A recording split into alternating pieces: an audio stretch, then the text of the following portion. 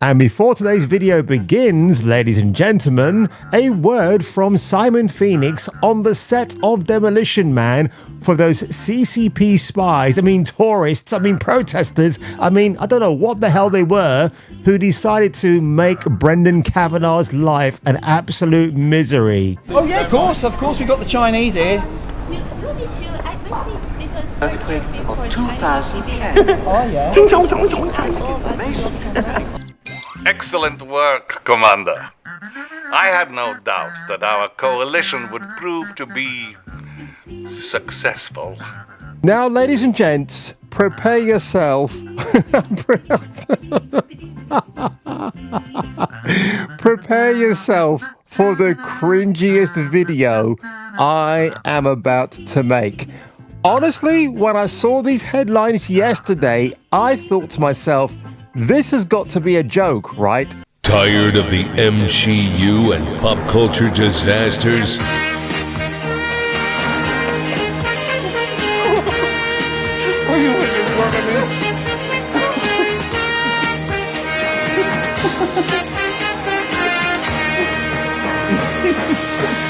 Something is coming.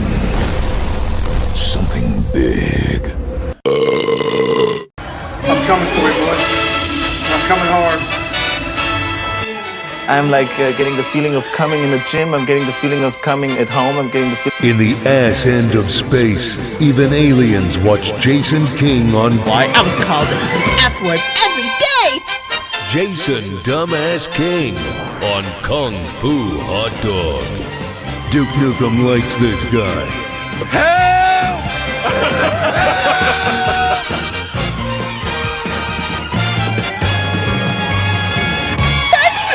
Outrage! I feel like I've got to give you a warning ahead of time. Now, I know my thumbnail would have given the game away in one respect, because I can't put all my eggs into one basket unless they come with blonde and blue eyes and big boobies. But in this case, folks, we are talking about Kenya Barris. Exactly. I want to call him Mr. M. Barris, because really, this man is a disgrace to his craft as a film director, whatever. He's also married to a wife called Rainbow, and they have 6 children. Oh, how sweet. Hi, Rainbow. You got my favorite colors, which to me sounds like a red flag already when you've got a wife called Rainbow. Why? Well, you're about to find out. But anyway, every Christmas, when I was a kid, I would sit down with my parents and we would all watch The Wizard of Oz from 1939, starring the then beautiful Judy Garland. It was a whimsical fairy tale and the scariest damn on-screen witch that I've ever seen. I'll get you, my pretty, and your little dog too.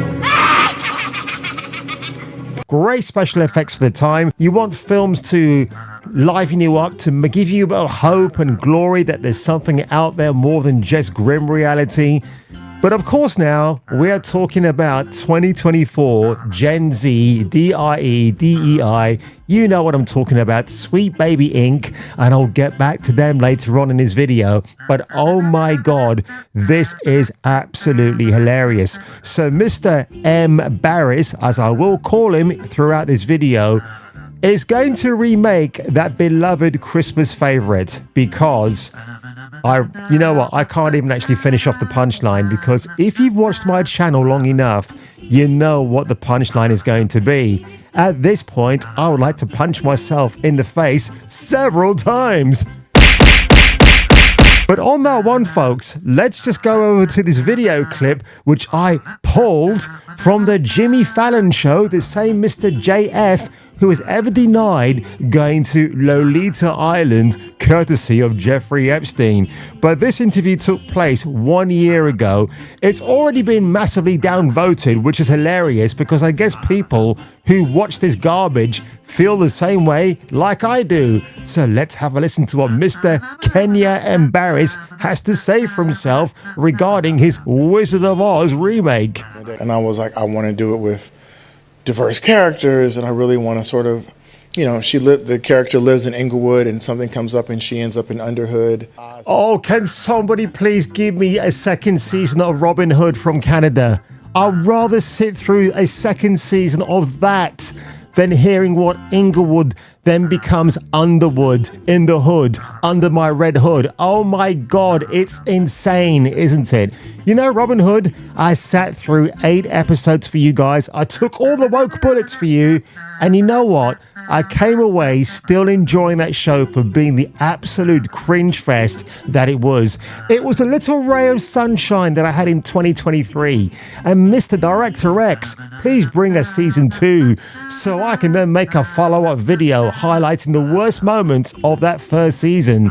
Not enough white titties as far as I'm concerned, but back to this video again. So, yes, we obviously have this diatribe reveal that The Wizard of Oz is going to be remade, but it's a kind of a funny ignorance here because in 1978, Diana Ross and Michael Jackson did a remake of sorts called The Wiz, directed by Sidney Lumet, the same man who gave us previously Serpico with Al Pacino and 12 Angry Men with Henry Fonda. So it's very interesting that they pulled a white guy to do an all-black cast of their rendition of The Wiz. And by the way, that film, upon its release, was so derided because everybody thought Diana Ross was too old a Dorothy.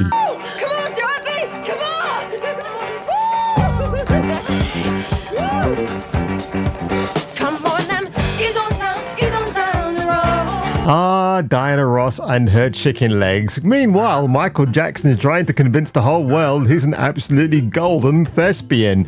And on that one, ladies and gentlemen, my favorite version of this song is courtesy of Hill's Angels from an earlier edition of the Benny Hill Show. And Louise English, who is the stuff of my dreams. Sexism outrage! Oh! Record. I like Miss Diana Ross. I'm a big fan of hers. I think she's very awesome with the audiences in a very confined space. She's lovely. I think she's an awesome singer. But is she an actress? Is she a great actress? I don't know. Somebody says Lady Sings the Blues is a pretty good film with Billy D. Williams. But her as Dorothy, well, if you made it as a comedy back in the day, I think people would have seen the funny side of things. But here's something else that you're not going to find funny, folks, and be prepared to get really upset because when I saw this next bit, I thought to myself, this has got to be a troll. This has got to be a meme. So Mr. Barris not only has one project to destroy, he's got another one. Oh boy. I mean, I don't know. This one sounds just as bad as what I just told you. Yes, it is that bad. So if you go over to Wikipedia and you scroll all the way down, this is what we get. Just last month, M. Barry said he is going to take on a modern version of It's a Wonderful Life to cast a person of color in the role as George Bailey, as played by the late great James Stewart. That 1946 film is going to get blackwashed. Now he must defeat the most evil kung fu master in the world. For a modern gaming audience. Now, earlier on in this video, I referred to Mrs. Rainbow Barris. And of course, that spectrum of colors will no doubt find their way into this Wizard of Oz remake because, you know, it's ESG. We've got to not exclude our LGBT audience who won't show up in the droves to watch this dreadful remake. They'll be sipping tea at home watching the original. You know, my late father always loved to watch a good action movie and it had a white guy in it, not because he was purposely watching white action movies. He was drawn to them. He liked the stars. John Wayne, Gary Cooper, Burt Lancaster, Kirk Douglas. You name them, the golden action men of their era. And then when it was my turn to take on the mantle, Arnold Schwarzenegger, Bruce Willis, Sylvester Stallone. Now, out of that bunch, I think my dad kind of leaned towards Bruce Willis a little bit more than the others because he was a bit more realistic. But, I mean, my dad did like First Blood, so I guess if you enjoy that, he was kind of open to what my modern day tastes in action films were going to be. But not once did he say, son, let's sit down and watch another episode of Roots or watch something with an all-black cast. In fact, I think he found that stuff quite cringe. He would never say it out loud, but I can always tell by his reactions he wasn't peachy keen on watching a action version of The Color Purple as a vague example. So my dad was a pretty based guy. So 2 out of 3 ain't bad, as Meatloaf once sang, but it only gets worse, ladies and gentlemen. So Gurinder Chadha, her of Bend It Like Beckham in It from 2002. I loved that film back in the day, and I will still watch it actually. It made a star out of Parminder Nagra and Keira Knightley. In fact, when I saw the poster, I was wondering if Keira Knightley was actually Anglo-Indian, because the way they photographed her and how she stood in the light, I wasn't quite sure. And I think a few of my other people were actually asking that same question as well. But yes, you've read the headline.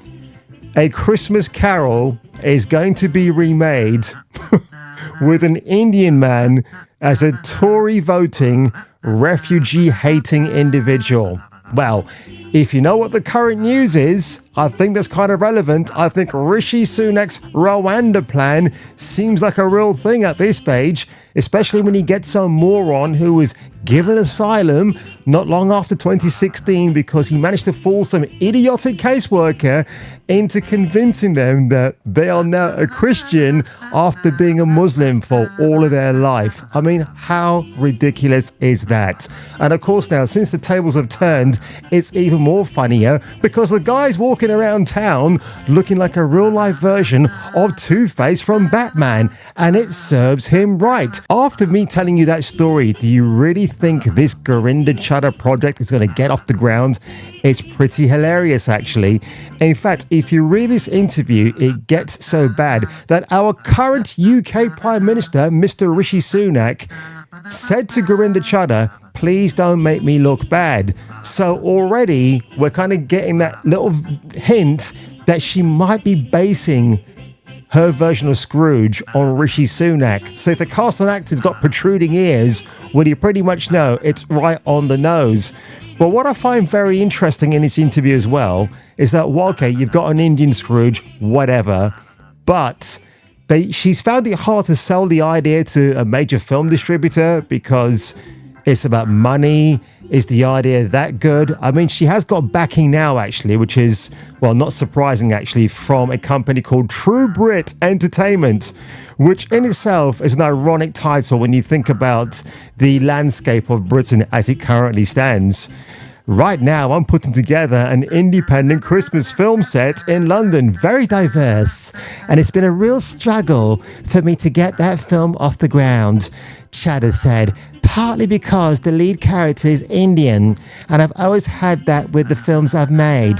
Bargee on the beach, East is East? Well, nothing's going to change there. It's not like Gurinder Chadha got a call from Marvel and Kevin Feige saying to her, please come and direct a few episodes of Ms. Marvel, because where was that phone call when she needed it, right?